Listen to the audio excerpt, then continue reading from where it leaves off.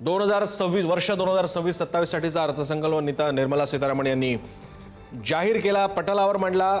अधिकृतरित्या आता तो अंमलबजावणीमध्ये येईल आणि सध्याच्या गोष्टी पाहता आपण सविस्तर चर्चा करणार आहोत. मात्र एक पद्धत आहे, शेअर बाजारात घसरण पाहायला मिळते आणि त्याचं स्वाभाविक कारण हे ऑप्शन ट्रेडिंगवरच्या नव्या तरतुदींबद्दलचं आहे. हे अगदीच स्वाभाविक आहे. निफ्टीमध्ये 300 अंशांची घसरण झाल्याची बातमी आहे. शेअर बाजाराचा मुंबई शेअर बाजाराचा निर्देशांक 81,483 वर गेलेला आहे अशी सुद्धा माहिती येते. इन्कम टॅक्समध्ये कोणताही बदल झालेला नाही. अपेक्षा खूप होत्या पण होत नाही असं. दरवेळी काही गोष्टी मिळतात असं नाही. यावेळी अपेक्षा होती की जॉईंट इन्कम टॅक्स रिटर्नचा प्रकार बघायला मिळेल. सर्वसामान्यांना कोणताही कर दिलासा नाहीये, कर रचनेत बदल नाहीये. इतर काही अनेक योजना जाहीर करण्यात आलेल्या आहेत, ज्या एक लगेच महाराष्ट्रासाठीची पटकन मोठी वाटणारी योजना ती म्हणजे जो सुपरफास्ट ट्रेन कॉरिडॉर आहे त्यामधला मुंबई पुणे आणि पुण्यापासून पुढे हैदराबादपर्यंतचा कॉरिडॉर हा अगदीच पटकन आठवण्यासारखा आणि महत्त्वाचा वाटतोय. याशिवाय इथे अनेक घोषणा आहेत. मी पहिल्यांदा आपल्या सगळ्या पाहुण्यांना पुन्हा एकदा सर्वांचा परिचय करून देतो आणि त्यानंतर आपण पहिल्यांदा प्रत्येकाचा एक ओपनिंग रिमार्क घेऊया आणि प्रत्येकाकडून चर्चेला सुरुवात करूया. दरम्यान तुम्ही स्क्रीनवर या अर्थसंकल्पाची प्रमुख वैशिष्ट्य पाहू शकाल. माझ्यासोबत इथे मुंबईच्या स्टुडिओमध्ये मी आता जिथे अँकरिंग करतोय त्या स्टुडिओमध्ये माझ्यासोबत आहेत मृणालिनी नानिवडेकर, पुढारी न्यूजच्या मल्टीमीडिया एडिटर. याशिवाय भूषण गोडबोले, गुंतवणूक तज्ज्ञ. आणि माझ्यासोबत न्यूजरूममध्ये आहेत अनिल गचके, महाराष्ट्र आर्थिक विकास महामंडळाचे सदस्य. केदार ओक, गुंतवणूक तज्ज्ञ आणि शेअर मार्केटमधील अभ्यासक. याशिवाय मगाशी आपल्यासोबत रविकांत तुपकर सुद्धा होते, कृषी क्षेत्रातले कार्यकर्ते आणि नेते. आणि अन्य मान्यवर सुद्धा आपल्या चर्चेमध्ये वेळोवेळी सहभागी होत राहतील. मी पहिल्यांदा माझ्यासोबत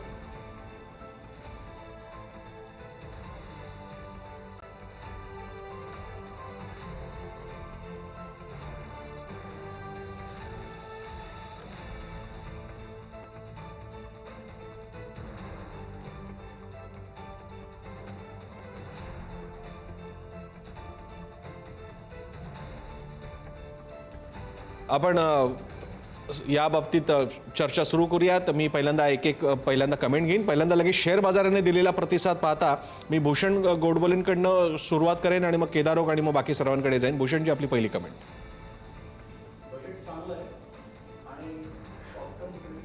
फ्युचर ऑप्शन ट्रेडिंगला कर्ब करण्यासाठी तिथे स्पेक्युलेटिव्ह खूप मूव्ज लोक पैसे खूप घालवत आहेत. वेळोवेळी डिक्लेअर करण्यात आले की 10 पैकी 9 लोक याच्यामध्ये पैसे घालवत आहेत.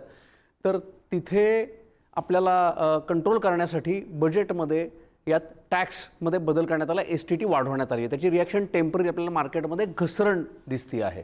पण लॉंग टर्मच्या दृष्टीनं जर आपण बघितलं तर बजेटमध्ये 2 चांगल्या गोष्टींवरती टिप्पणी करण्यात आलेली आहे. एकतर फिस्कल डेफिसिट कंट्रोलमध्ये आहे, अनुशासन आहे. आणि दुसरी गोष्ट कॅपेक्स आज 12 लाख करोडची गुंतवणूक म्हटलं तर 9% वाढ आहे. थम्सअप. ओके, हरकत नाही. केदारोक,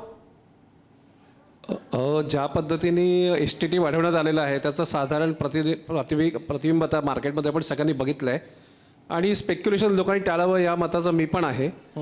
पण थोडक्यात सरकारने असं सांगितलेलं की सध्या सरकारला कॅपिटल मार्केटमध्ये इंटरेस्ट नाही, हे त्यातनं थोडंसं प्रिडिक्ट होतं आहे.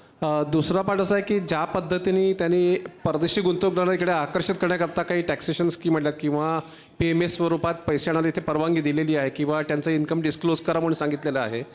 तर मला वाटत नाही की 2-5 कोटी ते लोक इकडे येऊन डिस्क्लोज करतील. त्यामुळे त्याचाही थोडासा इम्पॅक्ट आपल्याला काही बाजारावर बघायला मिळतोय. तुर्तास शेअर मार्केटने निगेटिव्ह प्रतिक्रिया दिलेली आहे.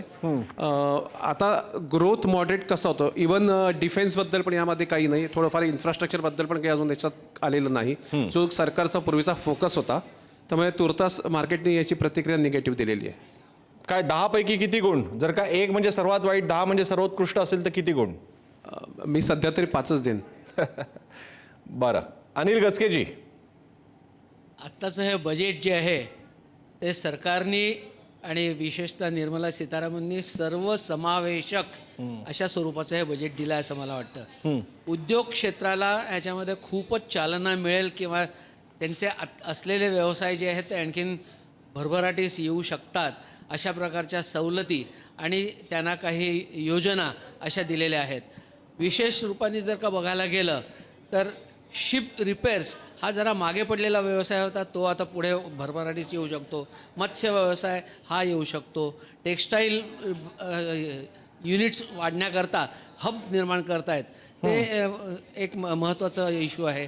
आणि अशा उद्योग क्षेत्रातल्या विविध ज्या घटना आहेत त्याच्यातनं MSME सेक्टर करता विशेष योजना आहे. त्याच्यानंतर लार्ज स्केल इंडस्ट्री करता मोठ्या प्रमाणावरती त्यांना सवलती आहेत. आणि एकंदर बघता इंडस्ट्री सेक्टर हा पुढे यावा अशा दृष्टीने आहे. पण त्याचबरोबर सर्वसमावेशक म्हणण्याचं आणि एक कारण की त्यांनी शेतीला सुद्धा कुठेही मागे ठेवलेलं नाही आहे. मेडिकल क्षेत्रातले जेवढे आयाम आहेत त्या सगळ्या आयामांना काही ना काहीतरी दिलेलं आहे. बरं. आणि औषधं इम्पोर्ट जी होतात, जे लाईफ सेव्हिंग ड्रग्ज म्हणतात, त्याच्यावरती त्यांना कम्प्लीट एक्झम्पशन दिलेलं आहे. हे आत्तापर्यंत कमी करण्याचं धोरण होतं वेगवेगळ्या ठिकाणी वेगळ्या वर्षी, पण आता ह्या वेळेला त्यांनी कम्प्लीट एक्झम्पशन दिलं आहे. बरं. हा एक महत्त्वाचा बिंदू आहे.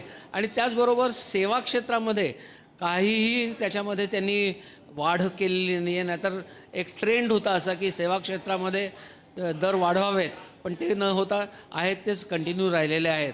ह्या दृष्टीने एकंदर ह्या बजेटमुळे एक व्यापार वाढीला बरं. आणि शेअर मार्केट सोडता बाकीच्या क्षेत्रामध्ये एक वाढीला चालना मिळेल अशा प्रकारचं हे बजेट आहे. किती गुण? साधारण 8 गुण मिळायला हरकत नाहीत. बरं. उडगी सर. या गुणपद्धतीवरती माझा मुळीच विश्वास नाही आहे. अहो, गुणपद्धती हा आमच्या चॅनलच्या या कार्यक्रमात जाहीर आलेल्या जे पाहुणे असतात आपल्यासारखे, त्यांनी तो एका शब्दात एका अंकात व्यक्त केलेला त्यांच्या मताचा सार असतं ते, म्हणून मी सगळ्यात शेवटी विचारतो.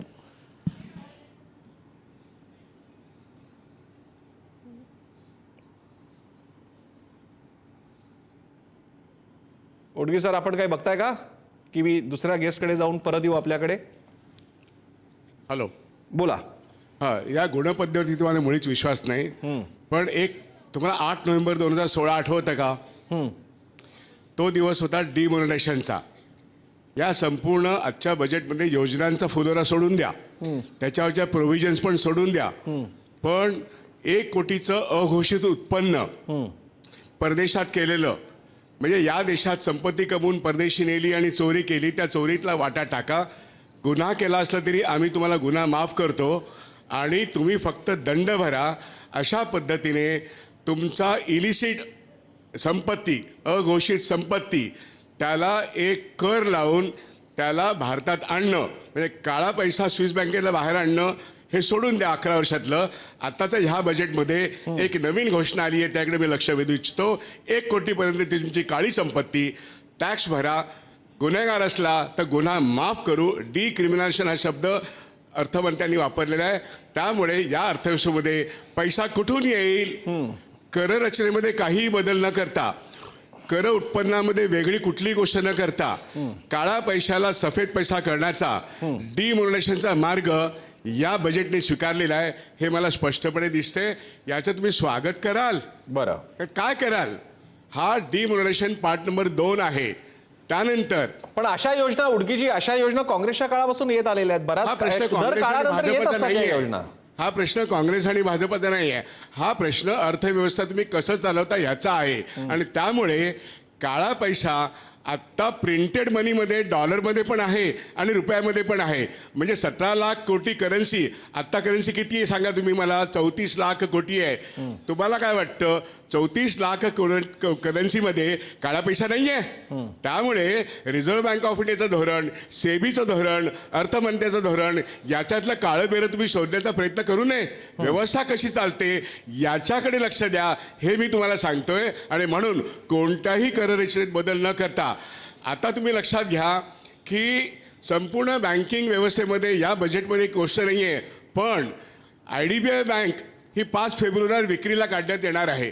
याच बजेट सेशनमध्ये 5 फेब्रुवारीला IDBI बँक 73,000 कोटीला विक्री जाईल आणि 100% विदेशी भांडवल LICमध्ये आलेलंच आहे. IDBI बँकेची मालकी भारत सरकार आणि LICची आहे.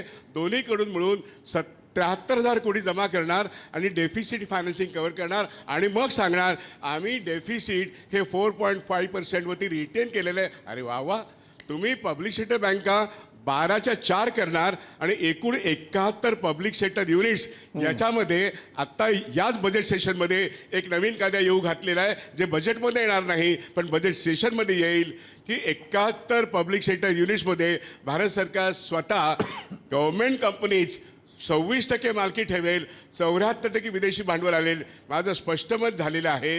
इकॉनॉमिक सर्व्हे नीट बघा, त्याच्यामध्ये एंटायर फायनान्शियल सेक्टरमध्ये फॉरेन डायरेक्ट इन्व्हेस्टमेंटचा सरळ हमला भारत सरकारच्या माध्यमातून होतो आहे. बरं. हे मला वाटतं या बजेट सेशनचं प्रमुख अंग आहे. याची एक सुरुवात डिमोनेटायझेशनचा पार्ट नंबर 2, कोणतीही कररचनेमध्ये काही बदल न करता एवढा मोठा बदल या देशामध्ये अशा तऱ्हेने काळा पैसा सफेद करणं आहे. बजेटचं मला माहीत नाही 52 लाख कोटीचं आता 55 लाख कोटी झाले का 56 लाख कोटी झाले, पण बजेटच्या 3 बरं. पटीने काळा पैसा या अर्थव्यवस्थेत फिरतोय हे मला पुन्हा ठीक आहे. एकदा अधोरेखित करायचं आहे. ठीक आहे, मी चर्चेची एक पहिली फेरी घेतोय आणि त्यानंतर पुन्हा आपण उपप्रश्नांकडे परत वळणार आहोत, रिव्हिजिट करणार आहोत.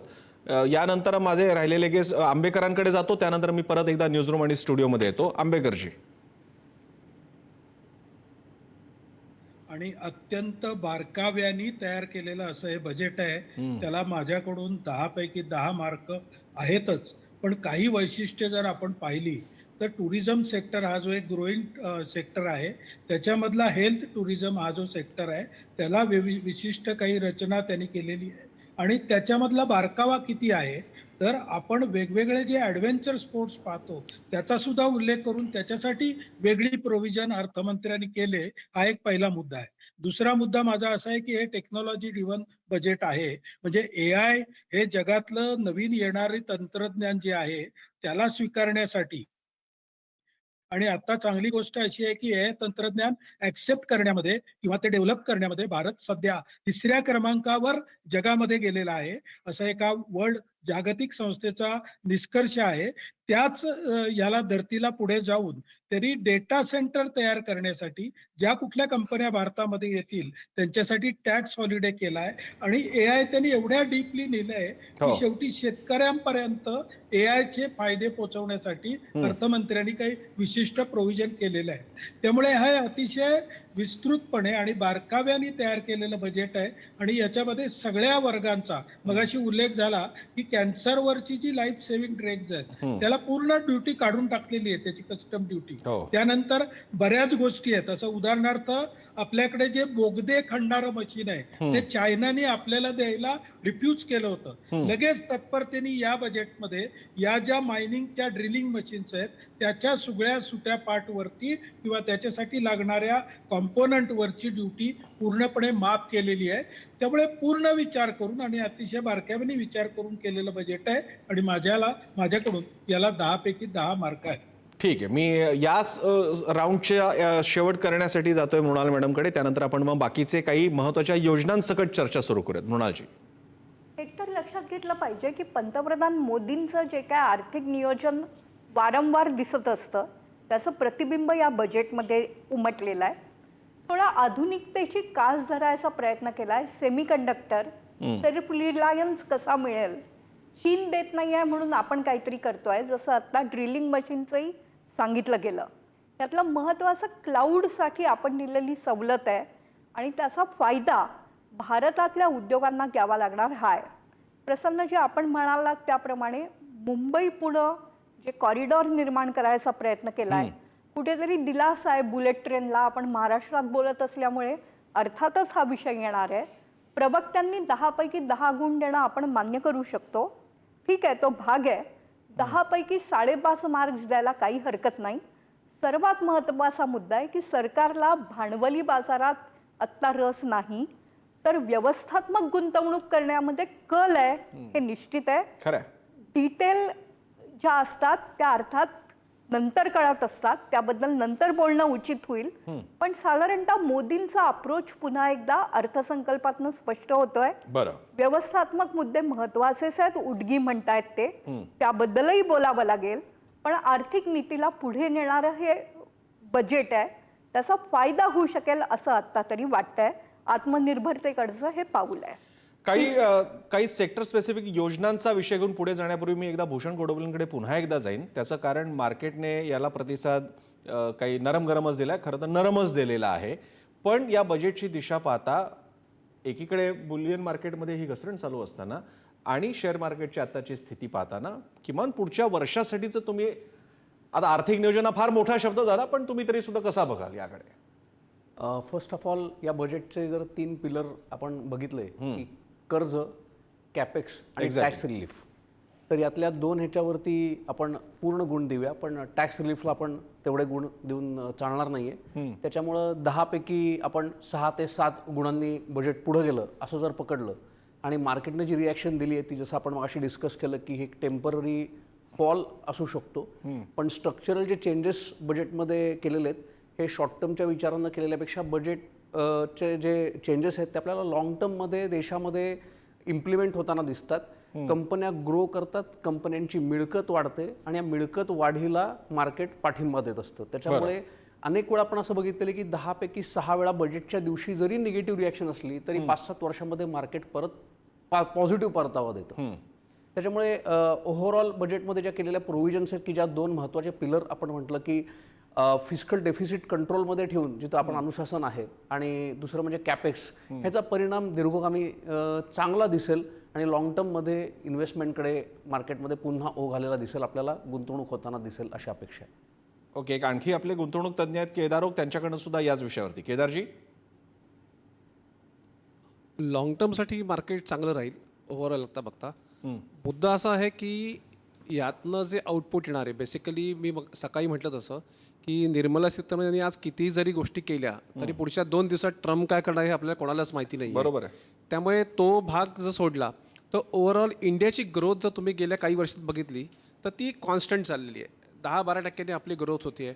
मी म्हटलं तसं गेली 2 वर्षात ती कन्सॉलिडेशनमध्ये गेलेली आहे आणि आपण एका मॉडेस्ट स्ट्रक्चर मार्केटकडे आता जायला लागलेलो आहोत.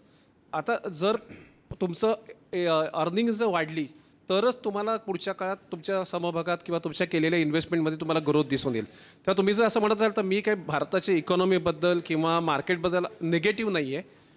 कदाचित 1-2 महिने हे आपल्याला सेटल व्हायला लागेल, पण एकदा इथून जर आपण एस्टिमेट केलेलं जे कंपन्यांची ग्रोथ आहे ती जर पकडायला सुरुवात जर केली तर आज जर आपण 4 ट्रिलियनची इकॉनॉमी म्हणतो तर ती 2030पर्यंत 10 ट्रिलियनची इकॉनॉमी व्हायला काही वेळ लागणार नाही. आपल्याला फक्त ग्रोथ मेंटेन करायचं आहे, GDP मेंटेन करायचं आहे आणि सरकारचा फोकस त्यावर जास्ती आहे. त्यामुळे त्यांनी कॅपेक्स इन्व्हेस्टमेंट बरोबर ज्या पद्धतीने टॅक्स अँगल आणलेले आहेत, फक्त काय होतंय सरकारचं ना धोरण नीट कळत नाही. प्रत्येकाला धरसोड वृत्ती आहे ना, मागच्याला एका वेळेला येणाऱ्यांना टॅक्सेशनमध्ये काढून टाकायचं, परत आणायचं, नंतर त्यांच्याकरता काहीतरी स्कीम आणायच्या किंवा आता त्यांनी जसं PMS स्कीम त्यांच्याकरता आणलेली आहेत इकडे करायला. पण तुम्ही जर आपल्याकडे ते KYC नॉर्म्स बघितलेत ना ते एवढे ते त्रासदायक आहेत. कारण 3 महिन्याच्या वरती तुम्ही अकाउंट ॲक्टिव्हेशन नाही केलं तुमचे अकाउंट डॉर्मंट होतात. बरं, तर या ज्या टेक्निकलिटीज आहेत त्यामुळे पण काही वेळेला आमच्यासारखे सल्लागार असतात ते अशा पद्धतीचे गुंतवणूक करताना आम्हाला त्रास होतो गोष्टी करताना. त्यामुळे या ज्या सिम्प्लिफिकेशन करण्याकरता गोष्टी आहेत तिथेच प्राधान्य द्यावं की जेणेकरून लोक इकडे पैसा टाकायला तयार होतील.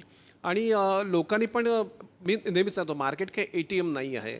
तुम्हाला काही वेळेला पेशन्समध्ये इकडे उभं राहायला लागतं. काही वेळेला जसं आता आज बजेट आलं, बजेटने काही चांगल्या गोष्टी दिल्या, काही वाईट गोष्टी दिल्या, त्याचा इम्पॅक्ट प्रत्येक इंडस्ट्रीवरती होत असतो. तो झाल्यानंतर जिथून अर्निंग दिसायला लागतात, ग्रोथ दिसायला लागतो, तेव्हाच कंपन्या परफॉर्म करतात आणि तुम्हाला तुमच्या गुंतवणूक परतावा मिळतो. ठीक आहे. मी इतरांकडे जाण्यापूर्वी पाशा पटेल आपल्यासोबत चर्चेत सामील होत आहेत, सहभागी होत आहेत.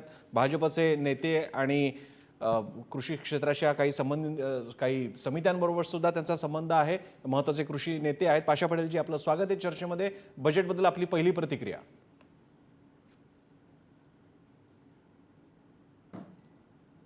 पहिली प्रतिक्रिया अशी आहे की 2047 हे डोळ्यासमोर ठेवून बजेट बनवण्यात आलेलं आहे आणि या बजेटमध्ये खऱ्या अर्थानं कापूस, काजू, नारळ, बदाम, पशुपालन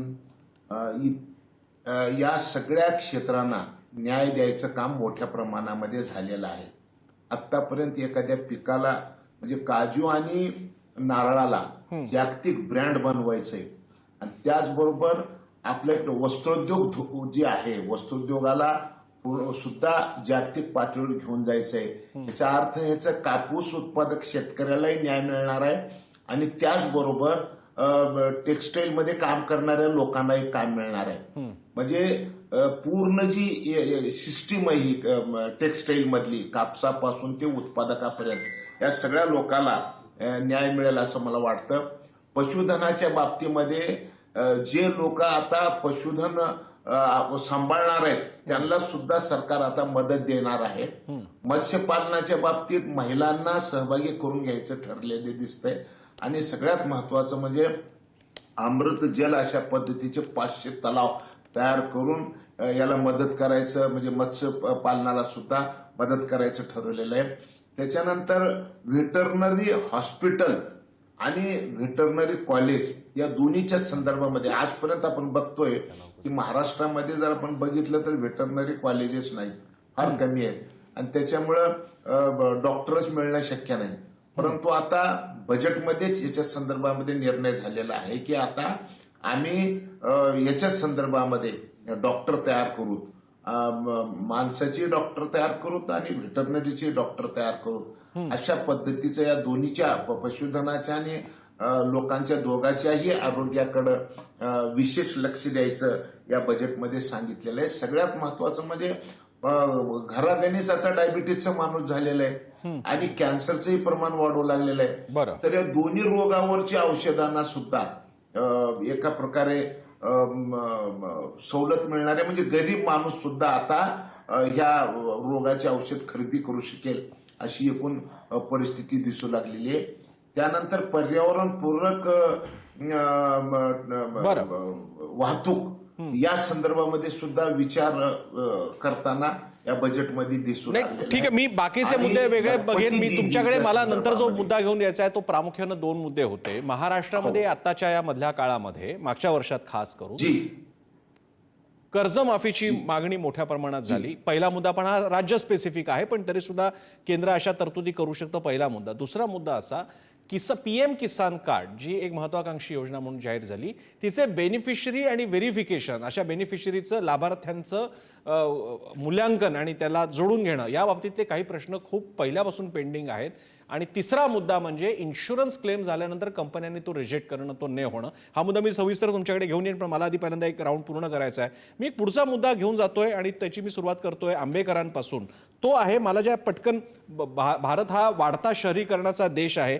2 गोष्टी लगेच डोळ्यात भरणाऱ्या आहेत. सिटी इकॉनॉमिक रिजन्स, CER, आणि त्याच्यासाठी त्यांनी 5,000 कोटीची तरतूद वगैरे केलेली आहे. माझे 2 प्रश्न आहेत. एक, आधी SEZ होतं, आता हे CER आहे, अर्थात हे सिटी इकॉनॉमिक रिजन्स हा वेगळा विषय आहे का? डिटेल्स नंतर येतील. माझा प्रश्न असा आहे, ते स्मार्ट सिटीचं आपण एक ऐकून होतो गेल्या काही वर्षांपासून, 100 स्मार्ट सिटी महाराष्ट्रामध्ये त्याच्या किमान 3-4 होत्या.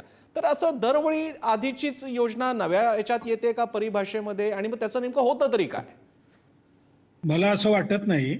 आपण जर पाहिलं असेल तर आता सिटी इकॉनॉमिक रिजन ही कन्सेप्ट मला जी कळते ती अशी आहे की आपण MMRDA रिजन जर पाहिला तर तो डेटा सेंटरचा रिजन होण्यासाठी राज्य सरकार माननीय देवेंद्रजी प्रयत्न करत आहेत.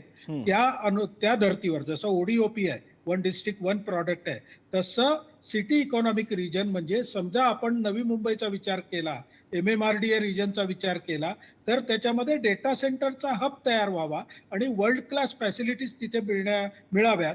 जसं त्यांनी वेगवेगळ्या एज्युकेशनची सुद्धा हब एक्सपेक्ट केलेले आहेत वेगवेगळ्या प्रकारचे, आणि त्या दृष्टीने तिथली इकॉनॉमी ही त्या धर्तीवर वाढावी अशा प्रकारचा हा प्रोजेक्ट आहे असं मला वाटतं. स्मार्ट सिटी एक चांगली कन्सेप्ट होती, ती किती प्रत्यक्षात आली किंवा काय याच्यावर वेगवेगळी मतं असू शकतात, पण मुळात योजना चांगली होती आणि ती योजना व्हॉलंटरी होती. म्हणजे स्मार्ट सिटी सेंट्रलनी ठरवल्या नाहीत, त्यासाठी सिटीने अर्ज करायचा होता. त्यांची छाननी होऊन त्यांचा DPR पाहून त्यांच्यामध्ये जी कॅपॅबिलिटी आहे ती पाहून त्या देण्यात आल्या. काही स्मार्ट सिटी झाल्यात, चांगल्या झाल्यात, काहींच्या मध्ये अजून कमी आहेत, त्या हळूहळू दूर होतील. बरं, मी पुन्हा आपल्या ऑफिसमधल्या गेस्टकडे येतो.